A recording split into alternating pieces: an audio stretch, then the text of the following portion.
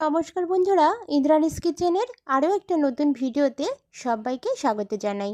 তো আজকে আমি আটা আর আলু দিয়ে একটা দুর্দান্ত মুখরোচক স্ন্যাক্স রেসিপি শেয়ার করছি।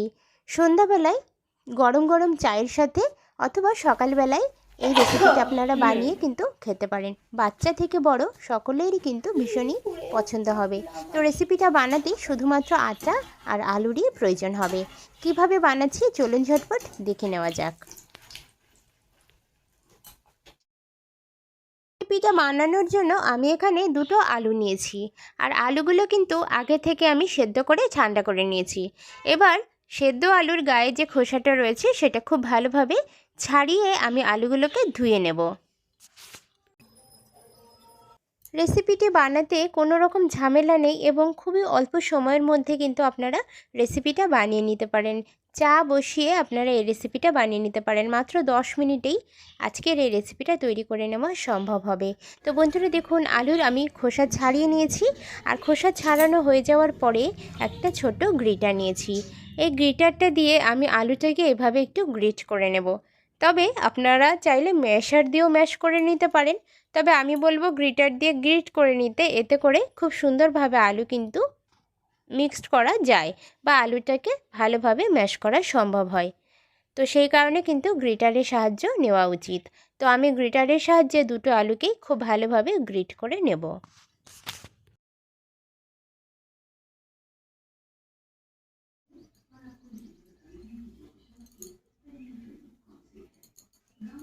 আলুগুলোকে খুব ভালোভাবে আমি গ্রেট করে নিয়েছি। তো এই পজিশনে আলুগুলোকে আমি রেখে দিচ্ছি, আর এবার আমি চলে যাচ্ছি কড়াইয়ের কাছে।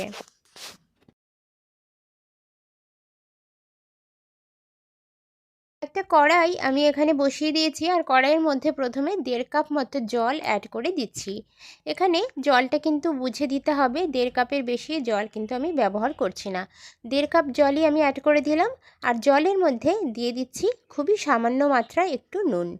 খুব বেশি নুনের প্রয়োজন এখানে নেই, অল্প পরিমাণ নুন দিলেই কিন্তু হবে। নুন আর জলটা একটু ভালোভাবে মিশিয়ে নেব।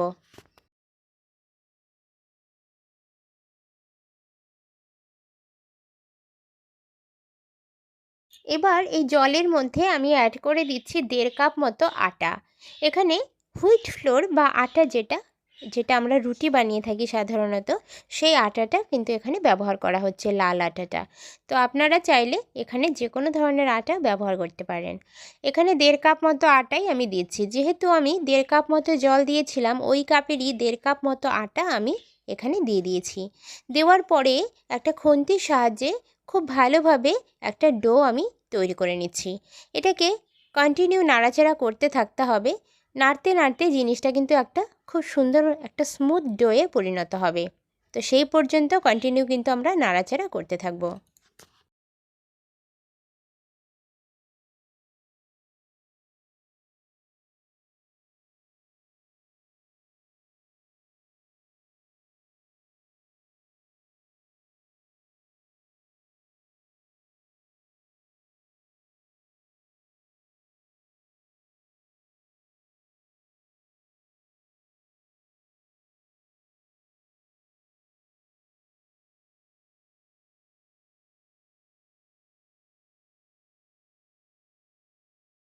তো বন্ধুরা, গ্যাসের ফ্লেমটাকে লো রেখে কন্টিনিউ নাড়াচাড়া করতে থাকতে হবে।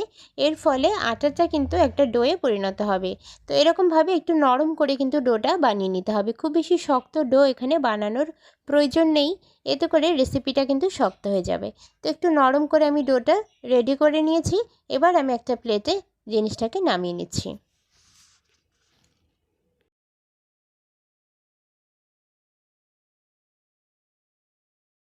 নামিয়ে নেওয়ার পরে ডোটাকে একটু ঠান্ডা করে নেওয়া পর্যন্ত অপেক্ষা করব। ডোটা এখনও অনেকটাই গরম আছে, হাত দিয়ে মাখা সম্ভব হচ্ছে না। তো ডোটাকে আমি একটু নরম করে নিচ্ছি, ততক্ষণে আমি একটা অন্য কাজ করে নিচ্ছি।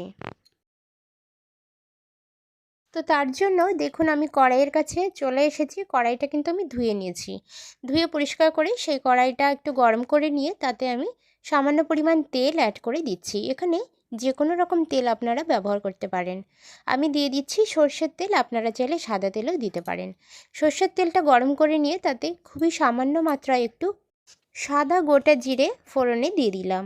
এখানে সাদা গোটা জিরেটা খুব বেশি দেওয়ার প্রয়োজন নেই, 1/2 টেবিল স্পুন পরিমাণ বা 1/4 টেবিল স্পুন পরিমাণ হিসাবে আপনারা দিয়ে দেবেন। তো জিরাটা হালকা করে একটু ভেজে নিয়ে এতে আমি দিয়ে দিচ্ছি 1/2 টেবিল স্পুন পরিমাণ রসুন কুচি। রসুন কুচিটাকে দেওয়ার পরে একটু হালকা হাতে একটু আমি নাড়াচাড়া করে নেব, কারণ রসুনের একটা কাঁচা স্মেল থাকে, সেটা যাতে চলে যায় তার জন্য একটু হালকা হাতে নাড়াচাড়া করে নেব। রসুনটাকে হালকা করে একটু ভেজে নিয়ে তাতে আমি কাঁচা লঙ্কা কুচি অ্যাড করে দিচ্ছি। এটা কিন্তু ঝালের জন্য আমি ব্যবহার করছি, তবে আপনারা বাড়িয়ে বা কমিয়ে কিন্তু ঝালটা ব্যবহার করতে পারেন। আমি এখানে একটা পরিমাণ কাঁচা লঙ্কা কুচিয়ে দিয়ে দিয়েছি। লঙ্কাটাকে হালকা হাতে নাড়াচাড়া করে নিয়ে এতে আমি কুচিয়ে রাখা পেঁয়াজ অ্যাড করে দিচ্ছি। আজকে পেঁয়াজটাকে কিন্তু লাল লাল করে ভাজার প্রয়োজন নেই, হালকা হাতে একটু নাড়াচাড়া করে নিলেই হবে। হালকা হাতে পেঁয়াজটা একটু নাড়াচাড়া করে নিয়েছি 1 মিনিট মতো। এরপরে এতে আমি গ্রিট করে রাখা আলুটাকে অ্যাড করে দিচ্ছি।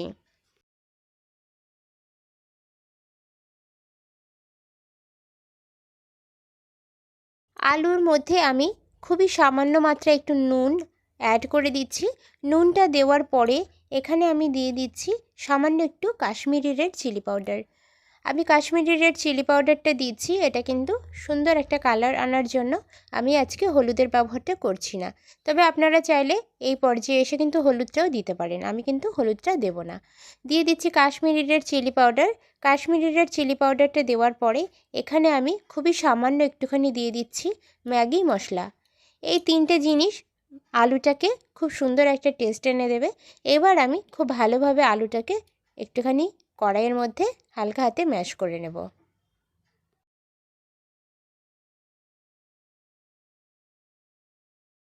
আলুটা কিন্তু খুব সুন্দরভাবে রেডি হয়ে গিয়েছে।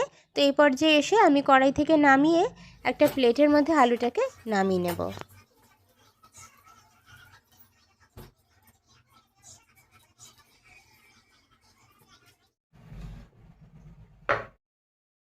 এবার আমি আটাটাকে নিয়ে নিয়েছি।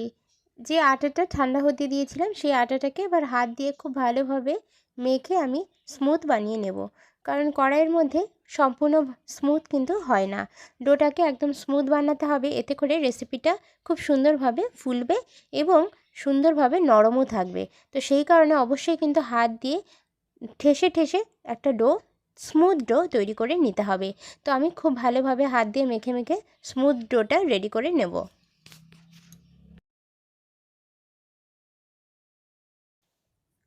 এই ডোটা একদম পুরো পারফেক্টভাবে রেডি হয়ে গিয়েছে, আর এই সময় কিন্তু ডোটা একটু স্মুথ এবং একদম সফট হয়ে যাবে।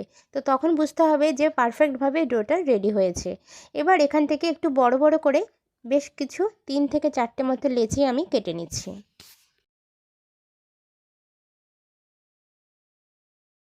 এবার দেখুন আমি রুটি বেলার যে বেলচি সেটা নিয়েছি, আর তার মধ্যে আটা লাগিয়ে আমি এই লেচিগুলোকে একটা বড় সাইজের রুটির আকার দেব। তো তার জন্য কিন্তু অবশ্যই খেয়াল রাখতে হবে এখানে কিন্তু আটার ব্যবহার আমি করছি।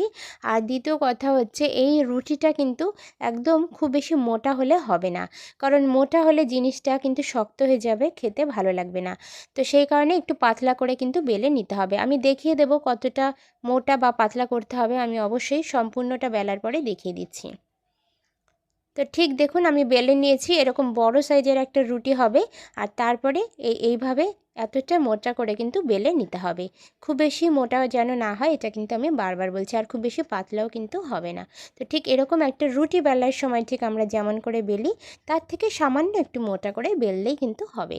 একটা বাটি নিয়েছি, আর বাটির সাহায্যে এইভাবে ছোট ছোট করে আমি কেটে নেব। আপনারা বাটির জায়গায় কিন্তু বয়ামের মুখও ব্যবহার করতে পারেন, বা ধারালো সাইডের বাটিওয়ালা নিলে কিন্তু সুবিধা হবে। তো এইভাবে একটা বড় রুটি থেকে যতগুলো সম্ভব ছোট ছোট রুটি বা এরকম ছোট ছোট লুচির মতো কেটে নিতে হবে। দেখুন আমার কিন্তু যতগুলো আমার প্রয়োজন আমি কিন্তু করে নিয়েছি। আর আটাটা কাটার পরে যে আটাটা থাকবে সেটা কিন্তু অবশ্যই আবার ব্যবহার করতে পারবেন। এবার আমি এই ছোট যে লুচিগুলোর মতো আকার দিয়ে যে রুটিটা নিয়েছি সেই রুটিটার মধ্যে আমি আলুটাকে অ্যাড করে দেব। এভাবে আলুটাকে দিয়ে পুর ভরে দিয়ে আমরা এভাবে মুখটাকে বন্ধ করে দেব। এই সময় যে কোনো শেপ আপনারা দিতে পারেন। আমি আমার পছন্দ মতো একটা শেপ করে দেখাচ্ছি। এখানে যে কোনো রকম শেপ কিন্তু আপনারা দিতে পারেন, শুধু মুখগুলো যেন একটু বন্ধ থাকে সেটা কিন্তু খেয়াল রাখতে হবে। তো আমি এইভাবে পিঠার আকার ঠিক আমরা যেমন পুলি পিঠাগুলো বানাই সেইভাবেই আমি বানাচ্ছি। তো পুলি পিঠাগুলো বানানোর মতো আমি দিচ্ছি এবং মুখগুলোকে কিন্তু একটু লক করে দিচ্ছি। তো ঠিক এইভাবেই আমি সব কটা স্ন্যাক্স রেডি করে নিচ্ছি। তো বন্ধুরা দেখুন, সব কটা স্ন্যাক্স কিন্তু একই রকমভাবে আমি বানিয়ে নিয়েছি।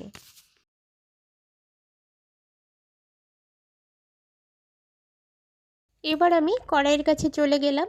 কড়াইতে আমি আগে থেকে তেল গরম করতে বসিয়ে দিয়েছিলাম। তো আমি সাদা তেল এখানে ব্যবহার করছি, আপনারা যে কোনো তেলও কিন্তু ব্যবহার করতে পারেন। কড়াইটা ভালো করে গরম করে সাদা তেল দিয়ে দিয়েছিলাম পরিমাণ মতো।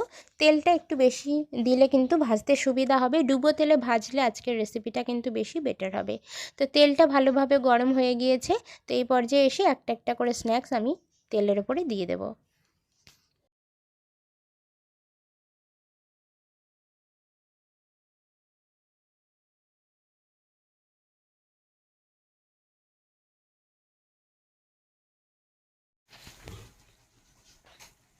তুমি আজকাল একদম কথা শুনছো না আমার।